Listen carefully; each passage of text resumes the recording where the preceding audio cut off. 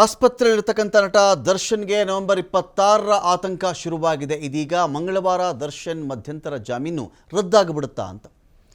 ಬರ್ತಕ್ಕಂಥ ಮಂಗಳವಾರ ದರ್ಶನ್ ಅವರ ಮಧ್ಯಂತರ ಜಾಮೀನು ಇದೆಯಲ್ಲ, ಇಂಟಿರಮ್ ಬೇಲ್, ಇದು ರದ್ದಾಗ್ಬಿಟ್ಟು ಮತ್ತೆ ಜೈಲಿಗೆ ಹೋಗುವಂಥ ಸನ್ನಿವೇಶ ಬರುತ್ತಾ ಅಂತ ಒಂದು ವಿಷಯ ರೈಸ್ ಆಗಿದೆ. ಇದೀಗ ನವೆಂಬರ್ 26ಕ್ಕೆ ರೆಗ್ಯುಲರ್ ಅಂದರೆ ಈಗ ಮೆಡಿಕಲ್ ರೀಸನ್ಸನ್ನು ಕೊಟ್ಟು ಇಂಟಿರಮ್ ಬೇಲನ್ನು ಪಡ್ಕೊಂಡಿದ್ದಾರೆ. ಅದಲ್ಲದೆ ವಿಚಾರಣೆ ಏನು ಬೇಕಾದರೂ ಮಾಡ್ಕೊಳ್ಳಿ ಸ್ವಾಮಿ, ತನಿಖೆಗೆ ಸಹಕರಿಸ್ತೀವಿ, ನಾವು ಕೋರ್ಟ್ ಕರೆದಾಗೆಲ್ಲ ಬರ್ತೀವಿ, ನಮಗೆ ರೆಗ್ಯುಲರಾಗಿ ಒಂದು ಜಾಮೀನು ಕೊಟ್ಟುಬಿಡಿ. ಮೆಡಿಕಲ್ ನಾವು ಮಾಡಿಸ್ಕೊಳ್ಳೋ ಬೇರೆ ವಿಚಾರ. ರೆಗ್ಯುಲರಾಗಿ ಒಂದು ಜಾಮೀನು ಬೇಕು ಅಂತ ಕೂಡ ಅರ್ಜಿಯನ್ನು ಹಾಕ್ಕೊಂಡಿದ್ರಲ್ಲ, ಆ ಅರ್ಜಿಯ ವಿಚಾರಣೆ ನವೆಂಬರ್ 26ಕ್ಕೆ ಇದೀಗ ಮುಂದೂಡಿಕೆಯಾಗಿದೆ. ದರ್ಶನ್ ಮಧ್ಯಂತರ ಜಾಮೀನಿಗೆ SPP ಸ್ಪೆಷಲ್ ಪಬ್ಲಿಕ್ ಪ್ರಾಸಿಕ್ಯೂಟರ್ ಪ್ರಬಲವಾಗಿ ಆಕ್ಷೇಪವನ್ನು ವ್ಯಕ್ತಪಡಿಸಿದ್ದಾರೆ. ನಮಗೆ ದರ್ಶನ್ ಅವರ ಆರೋಗ್ಯ ಸ್ಥಿತಿ ಸದ್ಯಕ್ಕೆ ಹೇಗಿದೆ ಎನ್ನುವುದರ ಬಗ್ಗೆ ಯಾವುದೇ ತರಹದ ಮಾಹಿತಿ ನಮಗೆ ಸಿಗ್ತಾ ಇಲ್ಲ. ಇದುವರೆಗೂ ದರ್ಶನ್ಗೆ ಆಪರೇಷನ್ ಕೂಡ ಮಾಡಿಲ್ಲ. ಅವ್ರಿಗೆ ಆಪರೇಷನ್ನೇ ಆಗಿಲ್ಲ. ಆಪರೇಷನ್ ಆಗಬೇಕು ಅಂತ ಬೇಲ್ ತೊಗೊಂಡಿದ್ರಲ್ಲ, ಅವ್ರಿಗೆ ಆಪರೇಷನ್ನೇ ಮಾಡಿಲ್ಲ. ಆಪರೇಷನ್ ದಿನಾಂಕದ ಬಗ್ಗೆ ಮಾಹಿತಿ ನಮಗೆ ಕೊಡಬೇಕು ಅಂತ ಮಧ್ಯಂತರ ಜಾಮೀನಲ್ಲಿ ಅಲ್ಲಿ ಒಂದು ಕೋರ್ಟ್ಗೆ ಮಾಹಿತಿ ಕೊಡುವುದು ಒಂದು ಭಾಗ ಆದರೆ, ಈ ಕಡೆ SPP ಅವ್ರಿಗೂ ಆ ಒಂದು ಮಾಹಿತಿ ಹೋಗಬೇಕಾಗಿತ್ತು. ಆದರೆ ಇಲ್ಲಿವರೆಗೂ ಮಧ್ಯಂತರ ಜಾಮೀನಿನ ಆದೇಶದಲ್ಲೇ ಇದನ್ನು ಸ್ಪಷ್ಟವಾಗಿ ಹೇಳಲಾಗಿತ್ತು. ಆದರೆ ನಮಗೆ ಇಲ್ಲಿವರೆಗೂ ಕೂಡ ದರ್ಶನ್ಗೆ ಆಪರೇಷನ್ ಆಯಿತಾ ಇಲ್ವಾ, ಚಿಕಿತ್ಸೆ ಕಥೆ ಏನು ಎತ್ತ ಯಾವುದ್ರ ಬಗ್ಗೆ ಕೂಡ ನಮಗೆ ಮಾಹಿತಿ ಇಲ್ಲ. ಎಲ್ಲ ವಿಚಾರ ಇಟ್ಕೊಂಡು ನಮ್ಮ ಬಲವಾದ ಆಕ್ಷೇಪಣೆ ಇದೆ ಮಧ್ಯಂತರ ಜಾಮೀನಿಗೆ ಅಂಥೇಳಿ SPP ವಾದವನ್ನು ಮಾಡಿದ್ದಾರೆ. ಕೋರ್ಟ್ಗೆ ಹೊಸ ಚಿಕಿತ್ಸಾ ವರದಿ ಸಲ್ಲಿಸಬೇಕು ಅಂಥೇಳಿ ದರ್ಶನ್ ಪರ ವಕೀಲರು ಒಂದು ಕಡೆ ಕೇಳ್ಕೊಂಡಿದ್ದಾರೆ. ಹೊಸ ಚಿಕಿತ್ಸಾ ವರದಿ ನಾವು ಸಲ್ಲಿಸ್ತೀವಿ ಅಂತೇಳಿ ಅವ್ರ ಕಡೆ ಹೇಳ್ಕೊಂಡಿದ್ದಾರೆ. ಅವರು ಎಲ್ಲವನ್ನು ಗಮನಿಸಿದ ಮೇಲೆ ಮಂಗಳವಾರಕ್ಕೆ ಹೈಕೋರ್ಟ್ ವಿಚಾರಣೆಯನ್ನು ಒಂದು ಕಡೆ ಮುಂದೂಡಿದೆ.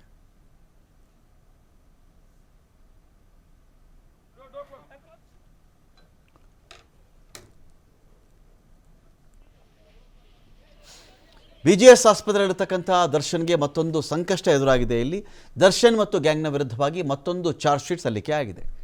ರೇಣುಕಾಸ್ವಾಮಿ ಕೊಲೆ ಕೇಸ್ನಲ್ಲಿ ಕೋರ್ಟ್ಗೆ 2ನೇ ಚಾರ್ಜ್ ಶೀಟನ್ನು ಸಲ್ಲಿಕೆ ಮಾಡಲಾಗಿದೆ. ಇದರಲ್ಲಿ ಸುಮಾರು 1000 ಪುಟಗಳಿಗಿಂತ ಹೆಚ್ಚಿನ ಒಂದು ಆರೋಪಗಳಿದೆ. 20ಕ್ಕಿಂತ ಹೆಚ್ಚಿನ ಸಾಕ್ಷ್ಯಗಳನ್ನು ಮೆನ್ಷನ್ ಮಾಡಿದ್ದಾರೆ. ಹಲವು FSL ವರದಿಗಳು ಕೂಡ ಈ ಚಾರ್ಜ್ ಶೀಟ್ನಲ್ಲಿದೆ. ಕೊಲೆ ನಡೆದಂಥ ಸ್ಥಳದಲ್ಲಿ ದರ್ಶನ್ ಇದ್ದಂಥ ಫೋಟೋವನ್ನು ರಿಕವರಿ ಮಾಡಿಕೊಂಡಿದ್ದಾರೆ. ಫೋಟೋ ತೆಗೆದಿದ್ದಾರೆ ಯಾರೋ, ಆಮೇಲೆ ಡಿಲೀಟ್ ಮಾಡಿಬಿಟ್ಟಿದ್ದಾರೆ. ಬಿಡ್ತಾರಾ? ಬಿಡಲ್ಲ. ಆ ಫೋನಲ್ಲಿ ಏನೇನಿತ್ತೋ, ಯಾವ್ಯಾವ ಫೋಟೋ ಇತ್ತೋ, ಯಾವ್ದು ರಿಕವರಿ ಮಾಡಬೇಕಾಗಿತ್ತೋ ಎಲ್ಲವನ್ನು ಕೂಡ ರಿಕವರಿ ಮಾಡಿದ್ದಾರಲ್ಲಿ. ಕೊಲೆ ನಡೆದಂಥ ಪಟ್ಟಣಗೆರೆ ಶೆಡ್ನಲ್ಲಿ ಎಲ್ಲರ ಜೊತೆ ದರ್ಶನ್ ನಿಂತಿರ್ತಕ್ಕಂಥ ಫೋಟೋ ಅದು.